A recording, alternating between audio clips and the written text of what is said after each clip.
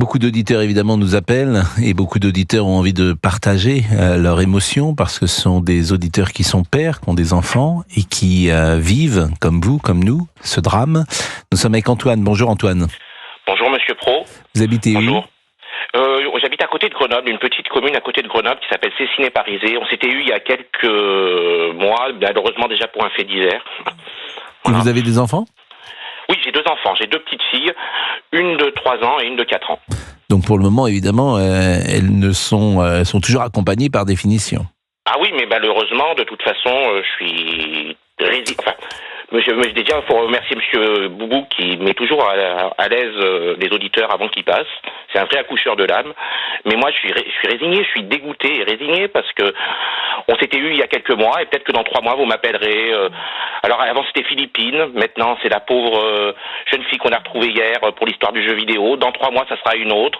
C'est une litanie. C'est... Voilà. J'y crois plus. Et pourtant, moi... c'est-à-dire que les affaires sont très différentes. Oui, là, il y a une affaire avec Philippine. Les affaires sont peut-être très différentes, mais le résultat, c'est qu'il y a des couples de parents qui sont dans la peine, que leur vie est détruite. Et vous avez très bien dit l'autre jour, on peut pas se mettre à la place. Et même malheureusement, moi je me dis, qu'est-ce que je ferais dans ce cas-là? Mais on peut pas se mettre à la place. Je pense même pas le 10e de la douleur que ces gens doivent affronter. Alors certes, les affaires sont très différentes, mais bon, à chaque fois, voilà, il avait déjà des antécédents de violence. Il tabassait sa petite sœur, là, en l'occurrence. Écoutez, des antécédents de violence, s'il n'y a pas de suivi derrière, et malheureusement, je vais aller loin là-dessus. Moi, si ma fille aînée tabassait sa petite sœur, je pense que je me tournerai vers quelque chose, j'essaierai de me faire aider. Parce que là, malheureusement, les gens qui ont laissé ce Toen dehors, que ça soit des juges, que ça soit les parents, vous allez dire que vous allez faire votre rôle de modérateur, ils ont du sang sur les mains aujourd'hui. Non mais ils ont du sang sur les mains. Pour les juges, c'est encore autre chose. Mais oui, là... non, mais c'est autre chose. Non, mais... autre chose. Moi, j'ai tout longtemps été un électeur de gauche, je ne le suis plus parce que la gauche m'a abandonné. J'étais contre la peine de mort. Parce que pour moi, être contre la peine de mort, c'était une vraie perpétuité incompressible. Et aujourd'hui, malheureusement, comme ces perpétuités ne seront jamais faites incompressibles, malheureusement, j'en reviens à me poser la question sur la peine de mort. Non, mais c'est pas, si vous me permettez, la difficulté de ce drame, c'est qu'il faut quand même séparer à la fois Philippine, Louise et toutes ces affaires-là et voir de quoi elles ressortent. C'est-à-dire qu'il y a des drames qui peuvent être évités. On a ce sentiment, en tout cas, qu'il y a des drames qui sont évitables. C'est-à-dire que lorsque vous avez un OQTF qui poignarde Philippine, on se dit que si la justice avait fait ce qu'elle devait faire, Philippine serait vivante. Nous sommes d'accord. Là, on est dans un autre type d'affaire. Là, on est, et vous l'avez très bien dit d'ailleurs, sur la responsabilité des parents. Lorsqu'un enfant tabasse son frère ou sa sœur, effectivement, ce n'est pas normal et il faut que cet enfant soit bien élevé. Mais c'est beaucoup plus difficile, dans ces cas-là, pour l'État d'agir, parce que c'est une responsabilité personnelle, c'est une responsabilité parentale. Dans l'affaire de Louise, la responsabilité des parents, bien sûr qu'elle existe. Bien évidemment que ton enfant est aussi celui qui a été éduqué par le parent que tu es, si j'ose dire. Alors, je dis ça à grands traits. Il y a toujours des exceptions, il y a toujours des enfants qui échappent, sans doute, même s'ils sont particulièrement bien encadrés, même s'ils sont bien accompagnés, même si les parents sont présents, etc., bienveillants, etc. Il n'empêche, il peut y avoir des dérapages.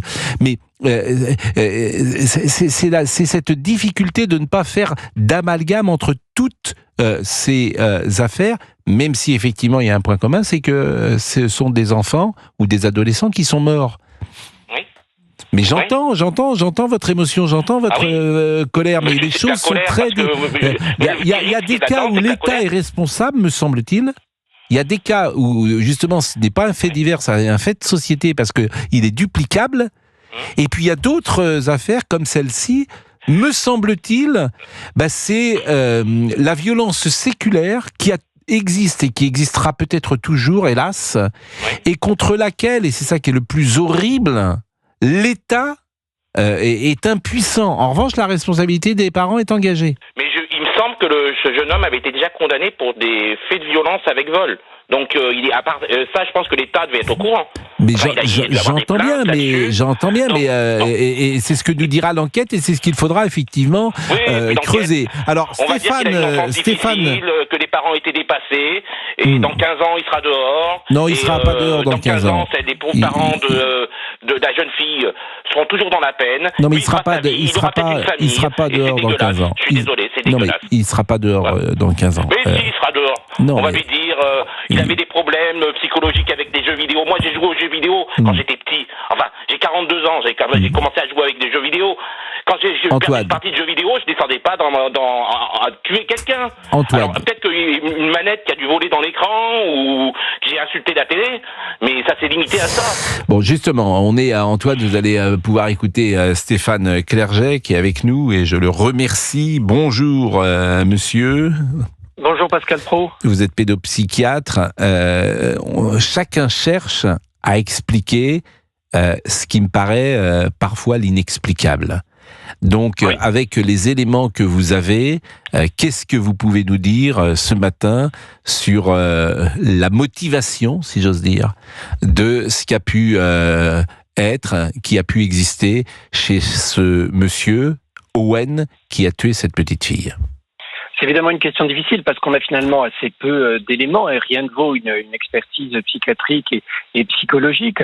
Pour autant, ce qui apparaît, c'est qu'on n'a pas d'éléments de préméditation, que ça aurait un caractère un petit peu impulsif, et encore pas si impulsif que ça, parce que c'est pas dans son environnement immédiat qu'il a déchargé ses pulsions criminelles, mais il a quand même pris la peine de sortir.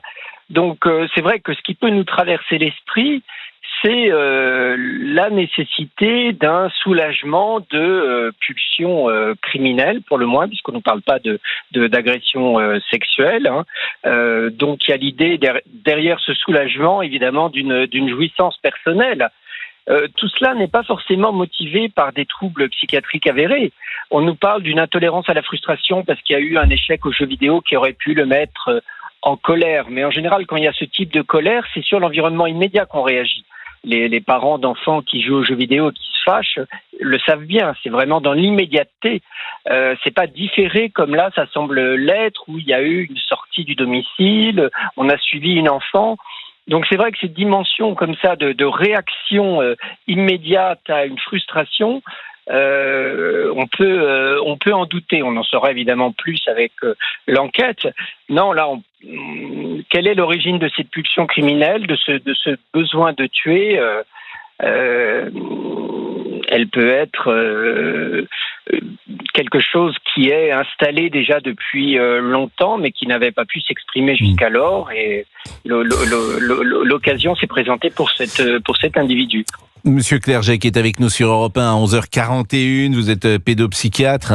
Évidemment, je parlais de la responsabilité des parents et forcément, on y pense. Mais avant cela, est-ce qu'il faut faire un lien entre la société telle qu'elle est et les faits divers tels qu'ils arrivent? Forcément, puisqu'il y a à deux titres d'ailleurs. Est-ce que la société fabrique des criminels, et est-ce qu'elle en fabrique davantage aujourd'hui?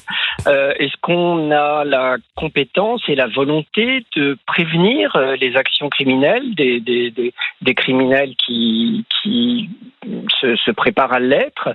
Est-ce qu'on a suffisamment d'outils de prévention pour repérer justement des grands délinquants?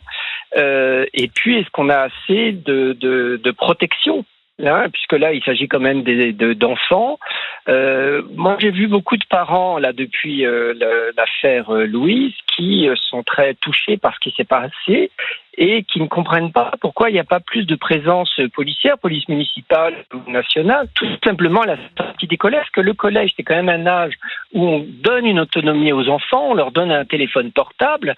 Il y a beaucoup d'histoires de raquettes à la sortie des collèges. Alors évidemment, on ne va pas mettre un policier derrière chaque enfant. Mais moi, je ne comprends pas qu'il y ait tant de policiers devant les ambassades et si peu devant les collèges, et si peu alentour, parce que les gens, en général, habitent pas très loin. Donc pourquoi il y a pas de policiers Un petit souci de liaison, ce qui va nous permettre de passer une page en couleur et peut-être de rétablir cette liaison. Owen, je vous le rappelle, le principal suspect dans le meurtre de Louise, 11 ans, est passé aux aveux. Déclaration du procureur de la République d'Évry dans un communiqué ce matin. Le procureur tiendra une conférence de presse à 18h. Vous êtes très nombreux à nous appeler. On était avec Antoine, qui était assez en colère d'ailleurs, qui habite Grenoble. Antoine, je voulais le remercier, sauf si vous voulez nous dire un dernier mot. Déjà, merci de m'avoir permis de parler. Puis malheureusement, je vais être encore dur, mais je vais être pénible avec mes filles quand elles vont grandir et elles vont avoir une triple peine, parce que la première peine, c'est l'argent qu'on met de côté avec ma compagne pour essayer d'acheter une maison plus grande pour qu'elles aient chacune leur chambre, ça va être de l'argent qu'on met déjà de côté pour qu'elles partent à l'étranger quand elles seront grandes, parce qu'elles sont plus en sécurité dans ce pays, quels que soient les bords politiques. Je veux pas faire de politique. Dans 20 ans, les choses seront auront peut-être évolué quand même. Peut-être que ça ira mieux. Elles seront pires. Voilà, j'en suis persuadé. On prend les paris, vous m'appez dans 20 ans. Et j'ai peur que vous ayez d'ailleurs raison, puisque je dis souvent la même chose. On a le sentiment que c'est de pire en pire. Mais peut-être prendra-t-on conscience de la réalité et qu'y aura-t-il un choc d'autorité qui se mettra en place dans ce pays? Je n'y crois plus, personnellement. Après, j'espère me tromper, mais je n'y crois plus. Et deuxièmement, elles vont avoir une double peine aussi, parce que malheureusement, quand elles auront l'âge de Louise, 11-12 ans, et je sais que il me semble que vous avez 4 filles. Oui. Et je vais être un papa pénible qui ira les chercher tous les jours à l'école. Quand elles voudront sortir avec des copines, je vais les amener en ville, les rechercher. À l'âge où elles auront peut-être envie d'avoir un peu d'autonomie, je vais être toujours derrière elles. Je vais passer pour le père fouettard. Mais s'il faut que je que j'ai une mauvaise image pour les préserver, malheureusement, j'assumerai ce rôle. On en est là, Monsieur Pro. Non, mais il faut trouver évidemment le juste milieu. Et ce que dit par exemple Géraldine est très juste. C'est-à-dire que sa fille dans Paris prend le métro toute seule. Elle a après 7 minutes de marche. Elle ne pourrait pas prendre le tram toute seule. À Grenoble, moi, jamais elles prendront le tramway toute seule. Mais écoutez, on verra. Je veux dire, à 13 ans, si vos filles, 13 ans, 14 ans, 15 ans... avec des copines, si elles sont en groupe, c'est faisable. Je pense qu'il faut aussi leur apprendre l'autonomie. Oui, parce qu'autrement, c'est pire. Je veux dire, un enfant, faut lui apprendre l'autonomie. Et il faut qu'il puisse se débrouiller seul. Si vous êtes toujours là tout le temps... Qu'elle revient pas et qu'on me dit, j'ai essayé de lui apprendre l'autonomie, elle en est morte, ma fille, je me le pardonnerai jamais. Mais Antoine, d'abord, moi, j'ai pas de leçon à donner à personne. Mais non, je le prends pas du tout sur le thème de la leçon, vous inquiétez pas. Mais je pense, si vous me permettez, qu'effectivement, vous ne pouvez pas transmettre à ce point votre angoisse, votre anxiété, toujours et tout le temps. Il faut trouver, effectivement, parce que vous allez en faire vos filles des éponges d'angoisse. Et le mal sera peut-être pire que le remède, il me semble, et je le dis d'autant plus que j'ai pas la volonté de vous dire quoi faire. Bien loin de moi cette idée, parce que élever les enfants, c'est la chose la plus dure au monde. En tout cas, je vous remercie Antoine, et bon courage. Elles s'appellent comment vos filles? Mes filles? Oui. Elles s'appellent Alba et Flora. Alba, c'est joli. Écoutez, vous les embrassez. Alba et Flora. Elles sont en vacances là? Vous êtes en vacances à Grenoble? Non, on est la dernière zone. Dernière zone à Grenoble. Bon, et puis à Grenoble, on est les derniers. J'imagine que vous allez peut-être de temps en temps au sport d'hiver, puisque non, il y a des Grenoblois qui n'aiment pas le ski. Ah oui. J'aime bien aller à la montagne l'été quand il fait très chaud à Grenoble. Mais moi, je voudrais aller à la montagne l'été, mais c'est un débat que j'ai du mal à faire passer dans ma famille, si vous voulez. Ça se fait à la journée chez nous à Grenoble. On peut monter la journée à la montagne l'été. J'aimerais un jour, j'aimerais passer quelques jours en montagne, mais je n'arrive pas à persuader. Et comme je suis un homme faible, ce n'est pas moi qui décide. Je peux comprendre. D'accord. Ce n'est pas moi qui décide chez moi. D'accord. Bon, merci Antoine. Bonne journée à vous. Bonne journée à vous.